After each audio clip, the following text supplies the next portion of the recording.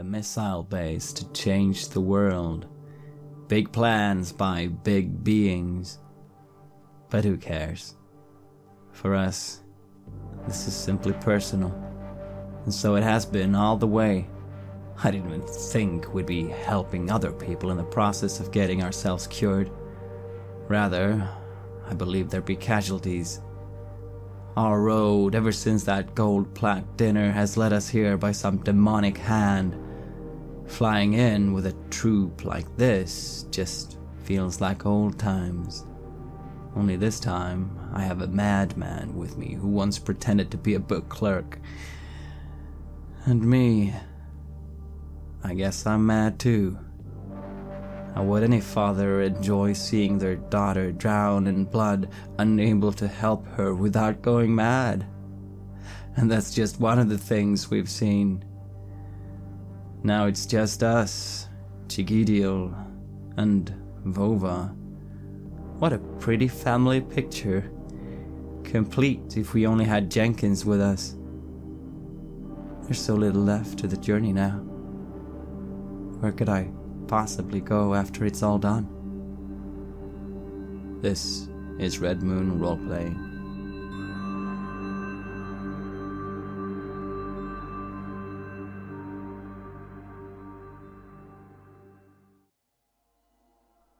You have been climbing the service ladder for what feels like forever. Weak fluorescent lights are placed some distance apart, many flickering or broken, climbing down and down.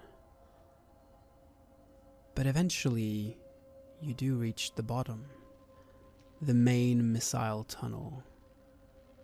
Your arms are aching, but you are here now. The tunnel is about 6 meters in diameter and illuminated by fluorescent lights as well. Here too, many are broken and flickering, but, well, it's at least functional. There's large fans mounted in the ceiling, creating a cold breeze and filling the tunnel with monotonous droning. Cable drums run along the corridor. A train track runs through the tunnel, large enough to fit a wagon with ordnance for the missile silos. A smaller service tunnel runs parallel to the main tunnel, featuring connecting doors every 50 meters or so, from what you can see. You're standing down here by the ladder, you and the KGB soldiers. There's about 30 of you in total. Topov is looking at the blueprints of the facility, held by his second-in-command, Corporal Tereshkov. Man in his early 20s, but looks like he could be 16.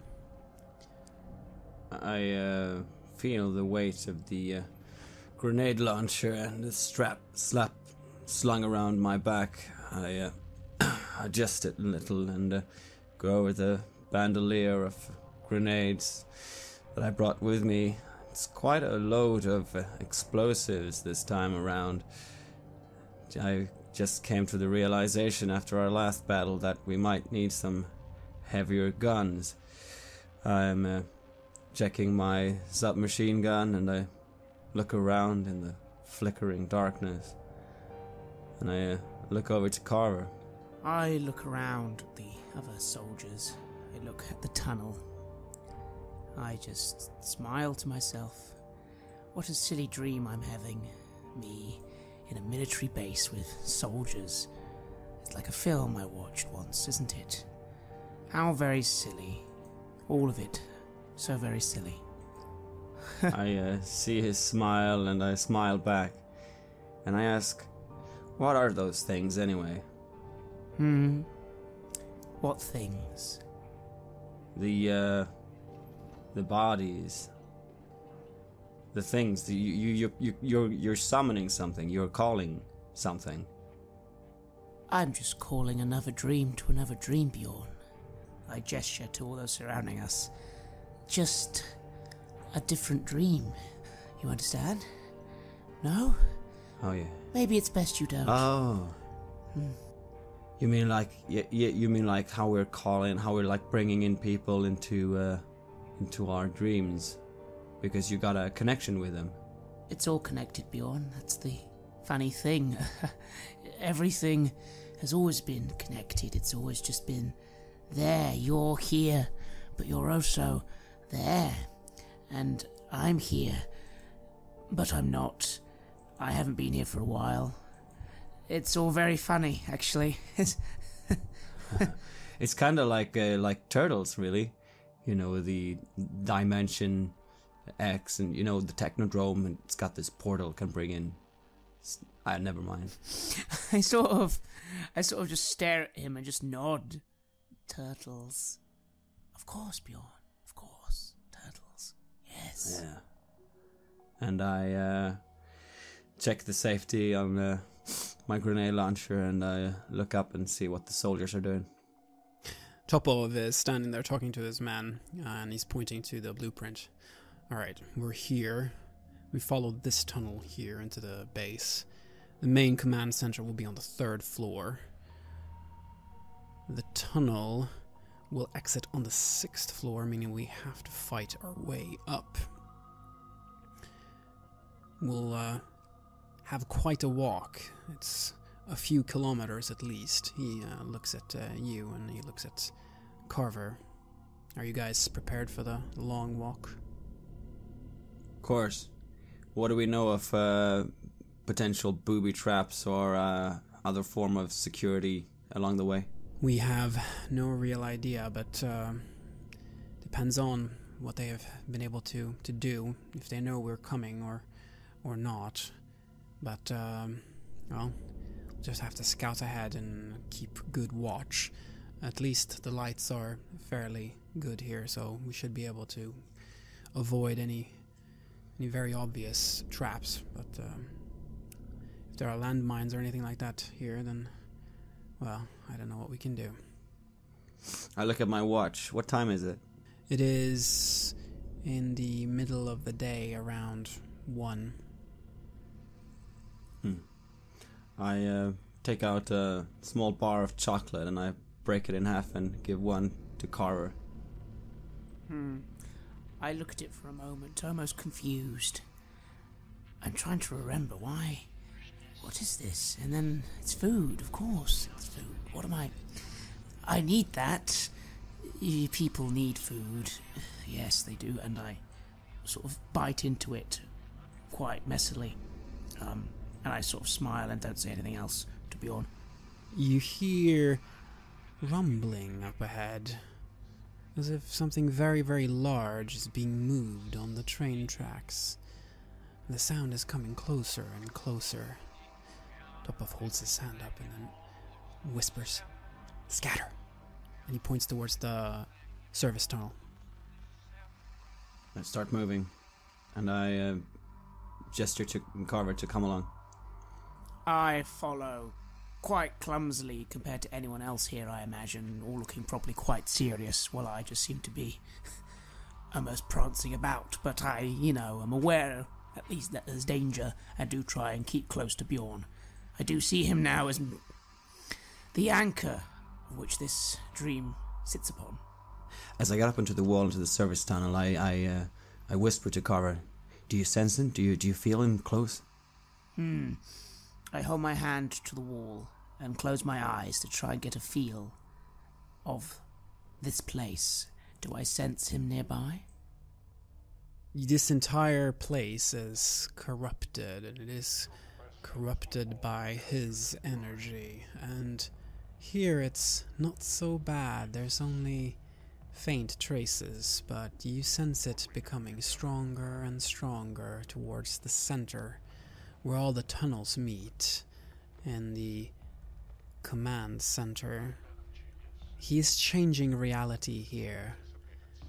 You will be up against something quite gruesome, you fear.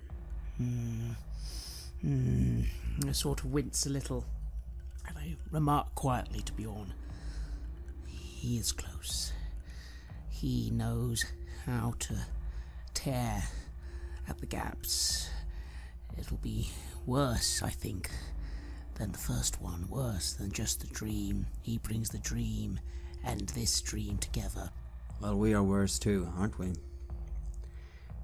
And I listen towards the tunnel.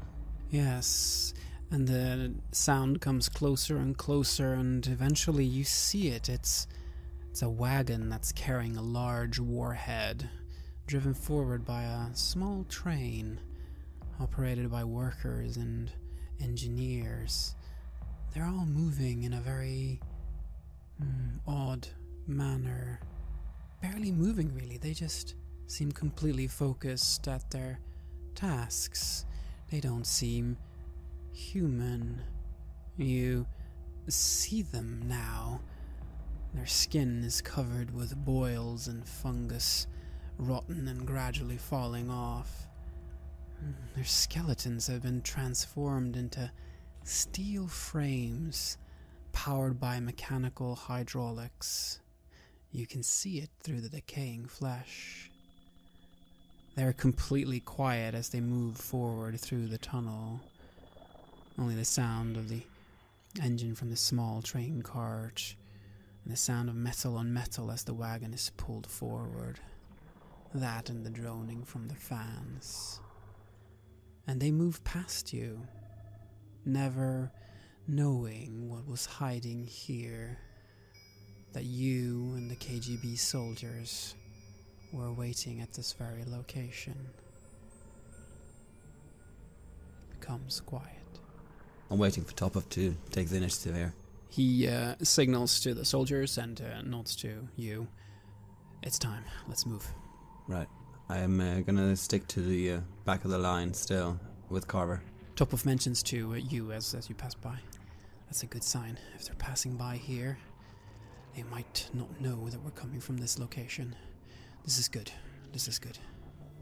You continue moving forward. It's a long hike through these tunnels, endless tunnels with these fluorescent lights above. The hidden cable drums that you saw before. Yes. The further you get in, you notice things starting to change. And the hidden cable drums are replaced by nests of thick cables hanging from the ceiling and walls. Occasionally blue-white sparks shoot out and the walls crackle with live electricity. The service tunnel's concrete floor is replaced by steel grills, suspended over dark shafts beneath your feet. The air grows colder, dropping to near freezing. The further in you get, it becomes colder and colder, and thick clumps of ice cling to the floor grating and various surfaces. Your footing becomes slippery, making progress somewhat difficult, even dangerous. You start to realize that the accompanying KGB soldiers are growing uneasy. Soon your blueprints no longer match your surroundings. But that's when you reach it. You reach what must be the lowest level of the base, a large maintenance facility. There's supposed to be storage rooms with equipment and spare parts here, service stations for missiles and wagons, and an armory for the ordnance here.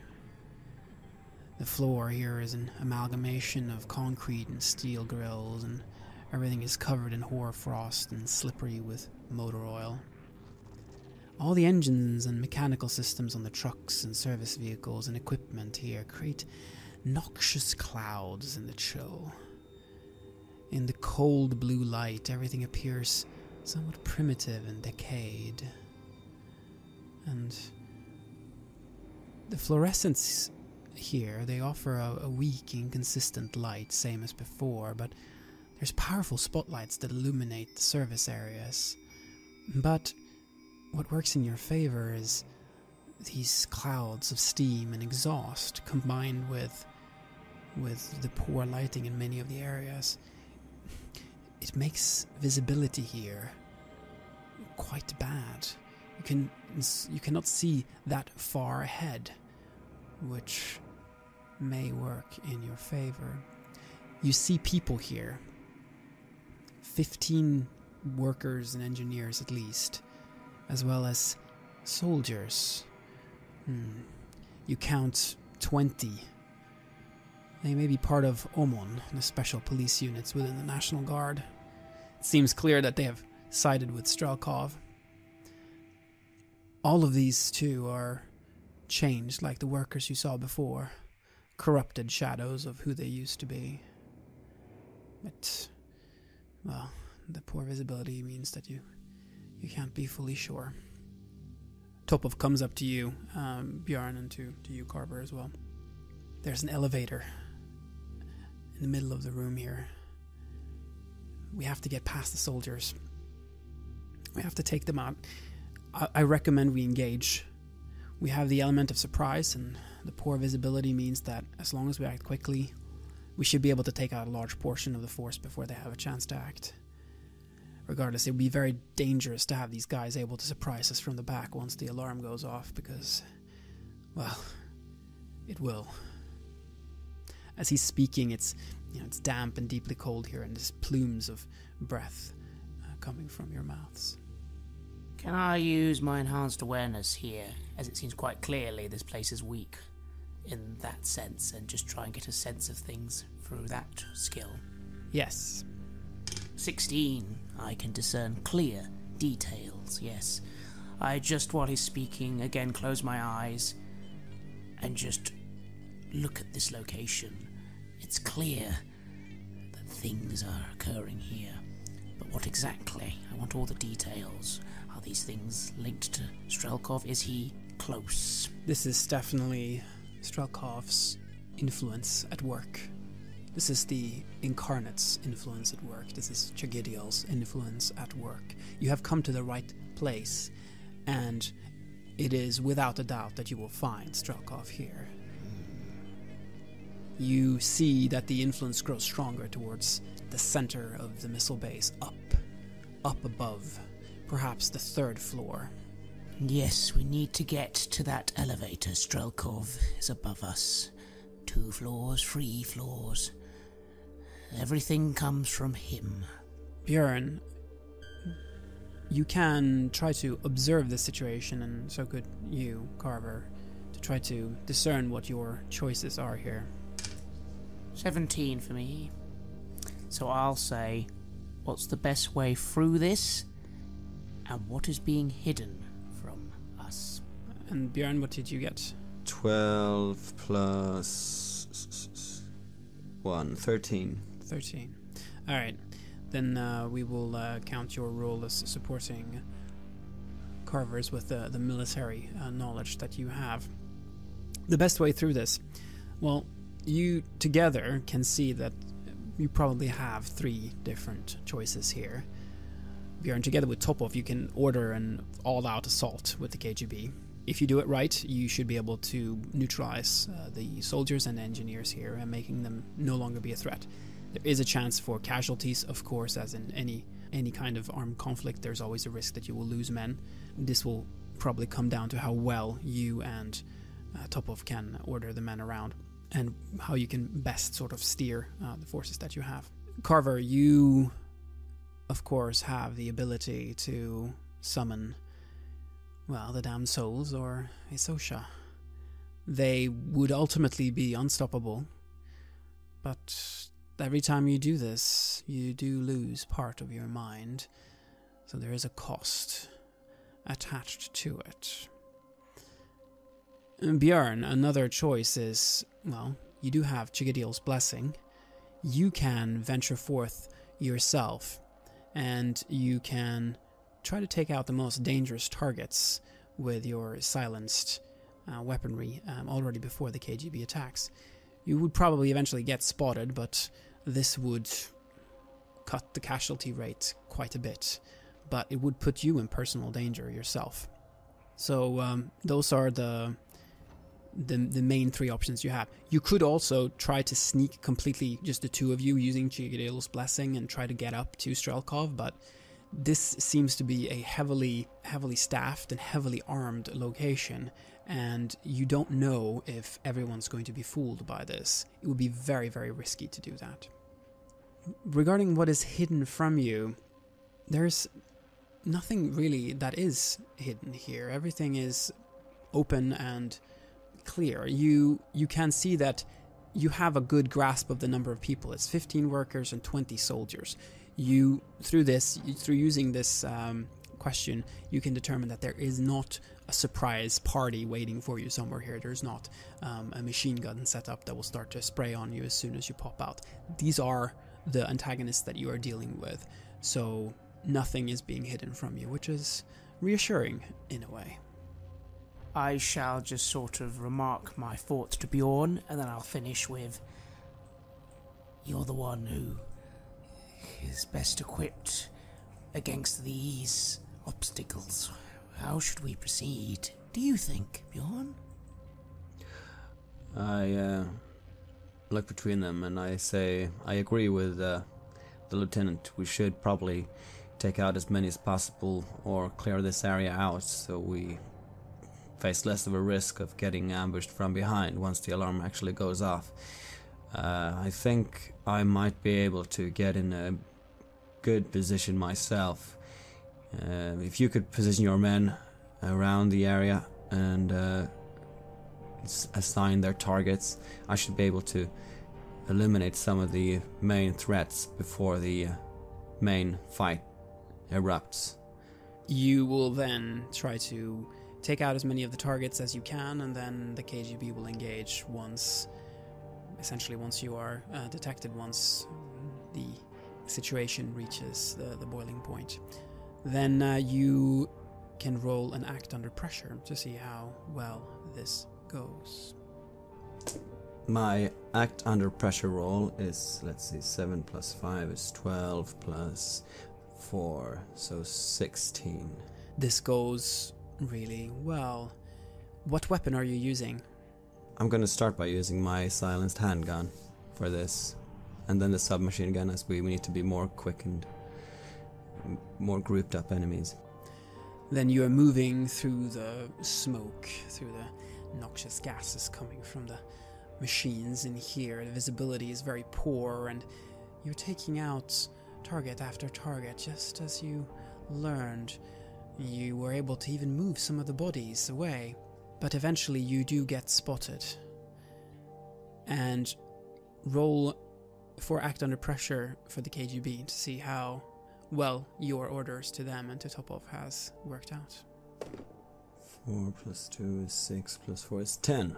The KGB opens fire on your command, and they are able to take out the rest of the soldiers here. And many of the engineers try to run away, but are cut down by the bullets from the soldiers.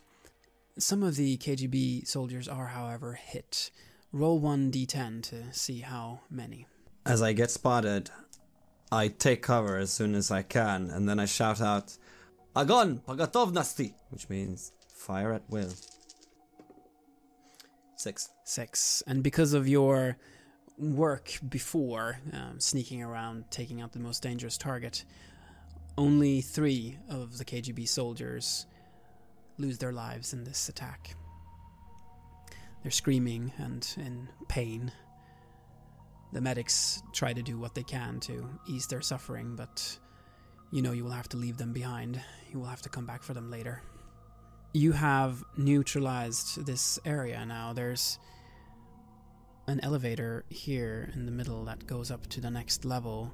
There's all kinds of machinery, forklifts, service area. There's a small guard room as well that's been shot up by bullets. Very few things that are really of interest, though everything is sort of aimed at maintaining the vehicles and the machinery here. Topov moves up to the elevator, and the men follow. How are the men? How are their status? They're ice cold. They are very focused on the mission, and they are in the right sort of mindset, the right mind state that they need to have for this. Hopefully they can keep this going forward as well. I give out a few nods and pats on shoulders and stuff, and we proceed upwards with the elevator then. Some of the men take the elevator. There's also a ladder connected to the elevator that some of the others take just to spread out a bit. You get up to the 5th level of the missile base. It's bitterly cold here, hovering just above freezing. The air is humid and every surface is slick with frost and condensation. I find myself thinking, why is it so cold? Do I have any reasoning to that? Anything I can think of? Yes, it is cold, much in the same way as it was cold in your flashbacks, in that place that you have been seeing. Perhaps he is channeling that location somehow. You're not quite sure, but it must be connected. Everything is dirty here on this floor, as if no one has cleaned here for decades. There's moisture and oil stains everywhere. Live cables hang from the ceiling, crackling and sparking. The grated floor resembles the level below, and blinking fluorescent lights offer an uneasy illumination. The soldiers start moving out of the elevator, and then the alarm goes off. And you start taking fire from the rooms and doors here in this corridor. It seems as if they know that you are here now. Topov looks to you, Bjorn, and to you, Carver. What do we do? I'll be attempting to again just lead us towards where I know he is, because I feel that's the most important thing at this point. Killing these other pawns doesn't matter. He matters. I shout out, gas grenade. Yes, the soldiers are lobbing grenades and flashbangs, and the air is filled with smoke, and lasers are dancing through the corridors. There's screams of the Black Beret soldiers and the KGB soldiers. And there is no option here anymore to try to sneak. This is a war zone. Roll to see how the KGB does here, or, Carver, you always have, well, your ability. I kind of seem to be hesitating. For a moment, a little part of me... Is James Carver in a war zone? And I should be terrified. I am not a soldier. Everything we've been through, I mean... If anything, this seems more terrifying for a moment because it feels so real. But then, that seems to sort of just be pushed away by something. And I just sort of look to Bjorn, and I quickly say, we need to get to the 3rd floor. That's what's important. You understand? Yes? 12. Then you do manage to subdue the enemies on this floor as well. Black Berets they're fighting hard. They are these corrupted beings and half metallic with fungus and rotting flesh. Some of the soldiers are cut down in the corridor, taking fire from the doors. Some of the KGB soldiers. Roll 1d10 to see how many you lose. I'm moving up alongside them as well, and I try to be as engaged in the combat as I can. I roll a 4. 4. And 4 more brave young men from the KGB lose their lives in the corridors of the missile base. And you stand here now, victorious on this floor, hearing the alarms buzzing. You see in the rooms here that there's kitchens, there's a bunch of canned food, supplies of various kinds. The floor is oily and covered with ice everywhere in here. You need to make your way up. Good job. We're getting closer. Now, elevator. And you move again to the elevator and to the service ladders available. And you move upstairs. And you come to the 4th level. Carver, you're getting closer and closer. You can feel Strelkov now. And you can feel his immense power somewhere right up there. The 4th level contains mechanical engineering workshops, and seems to be lodgings here for the base engineers. It's cold, dirty, and there's fog that's sort of hovering everywhere as in the lower levels. There's more engineers here than Black Berets, but the engineers are also picking up weapons, and they begin engaging you. For all this combat and action, by the way, I'm very much just sticking to corridors and keeping out of the way. I have a pistol on me. It's meaningless in this situation. Meaningless. You spot in one of the rooms large computers, like supercomputers. They look to be American. You wonder how they've gotten a hold of these. We need to move on. We're nearly there, Bjorn. We're nearly there. And I nod and I look into the room and I join the fight. I'm trying to fight methodically, killing people as efficient as I can using the submachine gun, and when the ammunition runs out I switch over to the gun until I have to reload both of them, and keep going like that. Yes, and this time you're putting yourself even further in the front. If you would like, you can roll to try to venture off and try to use Chigidil's blessing to your advantage, or you can do what you have done on the last floor, and you can stay a bit back with Topov and give support to the KGB troops as they advance. I will risk myself more with my current feeling of invincibility. Then roll for act under pressure. 14. This means that you will take a hit, but it's only harm 2, and you have a bulletproof vest on you, which will remove 1 harm. So roll for endure injury with harm 1. It's 14. You are hit. You get a serious wound. The bullet penetrates an area that the bulletproof vest didn't really cover properly, and you feel that you're starting to bleed. It's not bad, but it hurts like hell. You can't take much more of this, but you do your duty and you support the troops really as well as you possibly can. Now roll to see how well they do. 15. This time, because of your heroic sacrifice and inspiring leadership to the troops, they managed to get through this floor unscathed, and there are no KGB casualties. Seeing that we seem to be doing well on this floor, I'm convinced I don't need to assist at this point. Part of me really wants to, and part of me really doesn't want to. I call up the medic to see if he can do anything about just covering up the wound. The medic stabilizes your serious wound. It will not weigh you down as you move forward, but you cannot take too many of these. And the 4th floor has been cleared of all resistance. You're close now. Very, very close.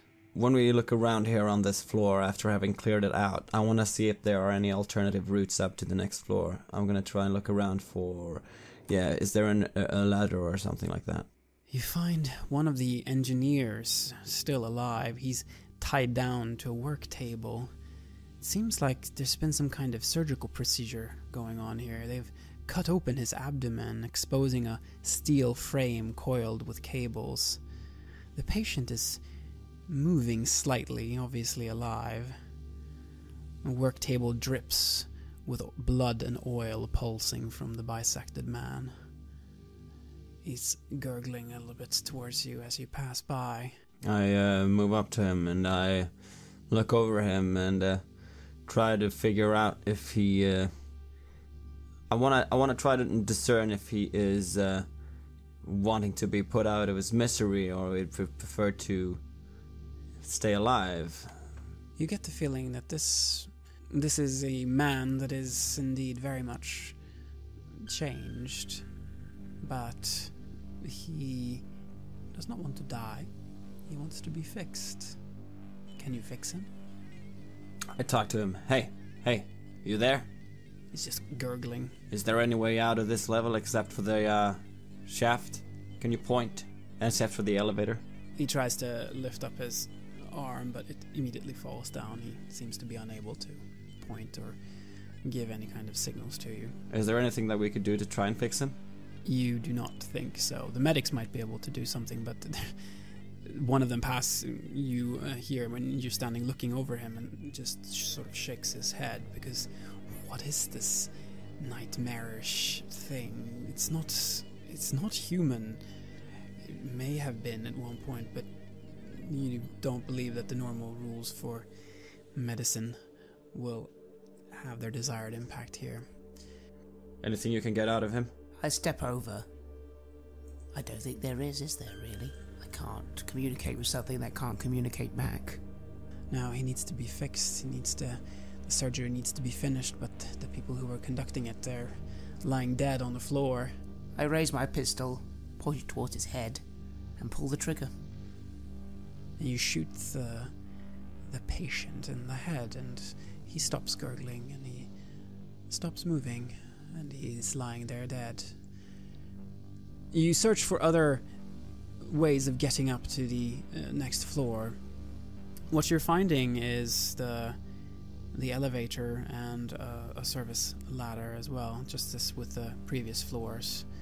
You know that you will expect to encounter some resistance up there, but you're still well supplied with grenades and various forms of distractions, so you should be able to get a foothold on that level as well without taking too many casualties, you think. Good. Okay. Yeah.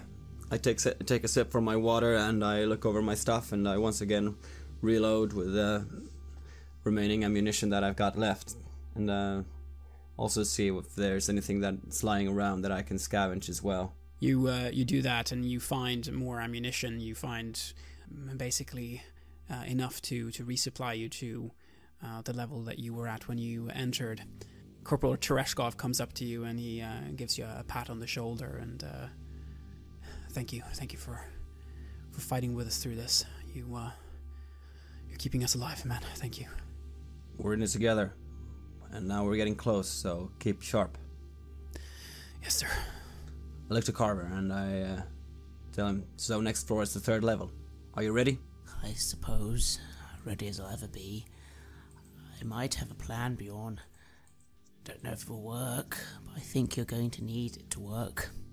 What? You're going to be at a disadvantage if we fight him here. If we can take him away from here, it might separate him from his power. Maybe a little. It might put us all in grave danger. I don't know. I think it's worth a shot, though. Yeah. I think I might get what you mean.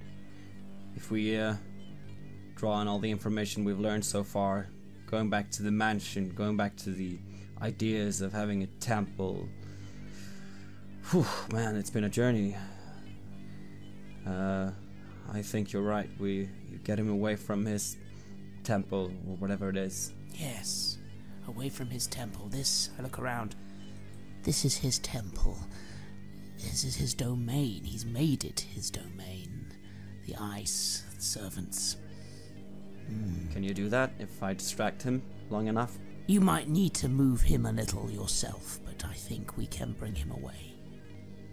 How would I do that? Can you transform me again?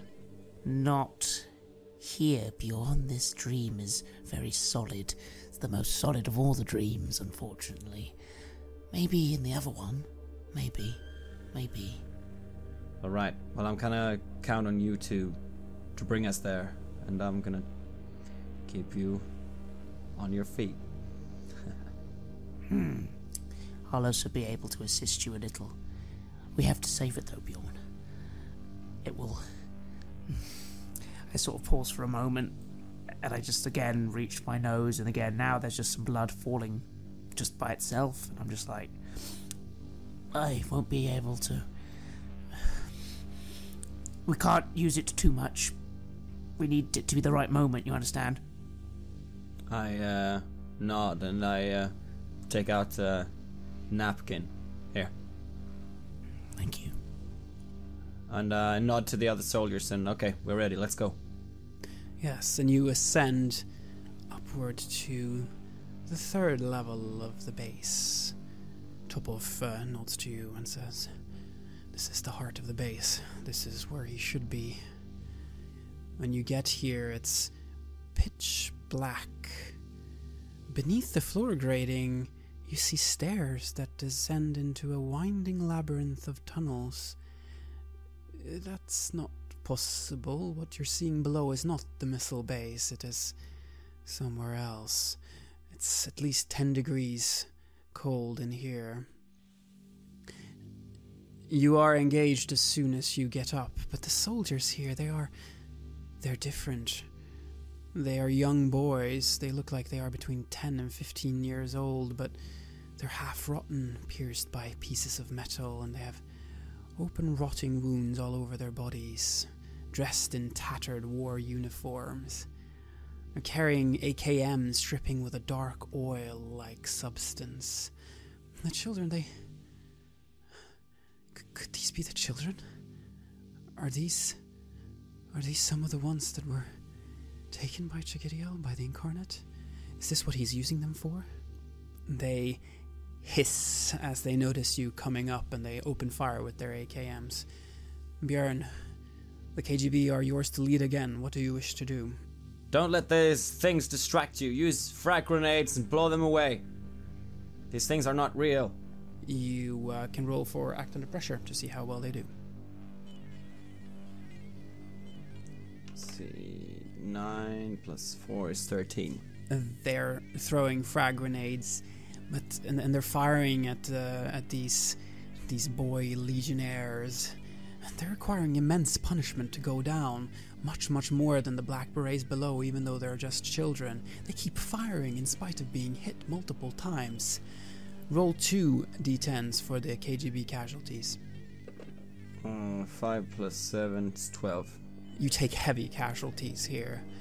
Many of the KGB soldiers that were just standing by your side fall to the bullets from these boy legionnaires.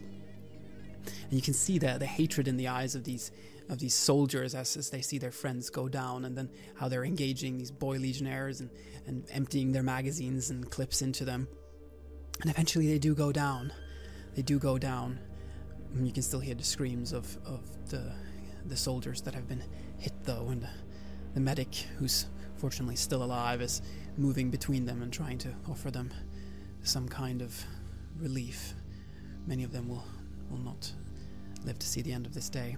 You have secured this level. The only thing that's remaining now is whatever is beyond the keycard lock that's between number 7 and number 8 on the map.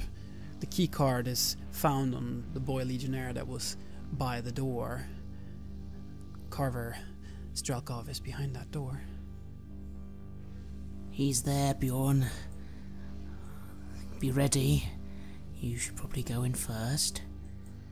I take the key card from the soldier that found it, and I nod to him. Good work. Then I bring forward the grenade launcher from my back, and I cock it and remove the safety. And let's see, how do we have any men left? How many do we actually have? You have lost a total of 19. You still have 11 men remaining. This is it, everyone.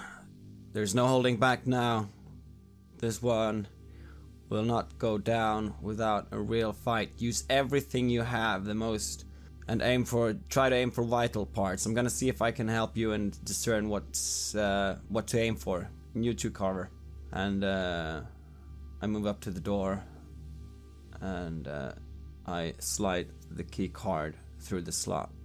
Yeah, so the KGB soldiers are moving close to you. They have reloaded. They're looking extremely focused, but extremely afraid. They've lost so many. Will anyone survive this? Let's do it.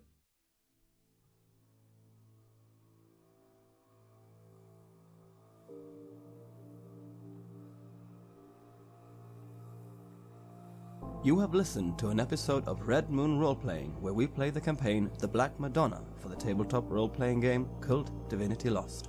The Black Madonna was originally constructed by Gunilla Jonsson and Mikael Petersen in 1991, with additional material for the 2017 edition by Marco Berman, Mattias Fredriksson, Petter Nallo, and Robin Liljenberg. KULT Divinity Lost is published by Helmgast. The music was created by Atrium Kasseri and is used with permission from their label Cryochamber. Visit cryochamber.bandcamp.com or their YouTube channel to hear more excellent dark ambient. A new episode of Red Moon Roleplaying is released every Friday. Please like our Facebook page and give us comments, input, and feedback there. You can also visit us at redmoonroleplaying.com. Finally, a big thank you to all supporters. If you want to show your appreciation and encourage our work, look out for us on Patreon and see if you want to support the show there. While the show will always be free of charge to our listeners, Patreon supporters will have access to extra material, such as a bonus podcast where we answer your questions about the campaign and role-playing games in general. If you just can't wait, you can even get access to the full-length, raw, and unedited versions of our gaming sessions way before they are released as finished episodes. Thanks for listening. Looking forward to meeting again next week.